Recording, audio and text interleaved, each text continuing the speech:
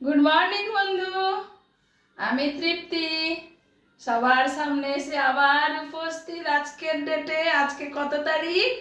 1 October. আর কদিন মাত্র পুজো বাকি।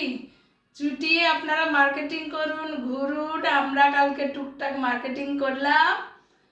এবার সবাইকে বলি আনন্দে ভেসে বেড়ান, মা আসছে।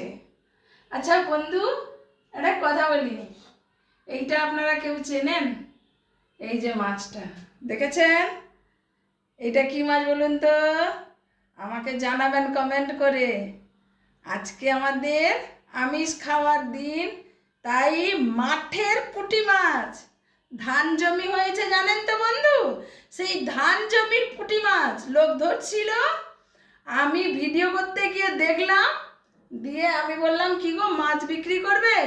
আর মাছ দেখাতে হবে না, আমার দিকে এবার দেখাও, আমি তো মুখটা দেখাবো। এইবার কথা হচ্ছে, আমি ভিডিও করতে গিয়ে দেখলাম দুটো মহিলা মাছ ধরেছে। তখন আমি কি করলাম, এই পুঁটি মাছগুলো তোমরা কি বেচবে? বললো যে হ্যাঁ। আমি বললাম কত করে? না মাত্র 130 টাকা করে কিলো। তাহলে 250 দাও, আমরা তো দুটো লোক খাবো, বেশি তো লাগবে না। সেই 130 টাকা দরে 250 মাছ নিয়ে চলে এলাম। এই জন্য বললাম এটা পুঁটি মাছ। আপনারা পুঁটি মাছের কি করে খান আমাকে জানাবেন। আমি তো পুঁটি মাছের ভাজা করি, পুঁটি মাছের টক করি, পুঁটি মাছের সরু সরু আলু দিয়ে ঝাল দেওয়া করি, খেতে ভালো লাগে। একটু বেশি করে পেঁয়াজ দেবেন, একটু লঙ্কা, একটু জিরে, একটু ধনে, সব রকম দিয়ে রান্না করবেন, ওইটা দিয়েই ভাত চলে যাবে। বুঝতে পারছেন বন্ধু?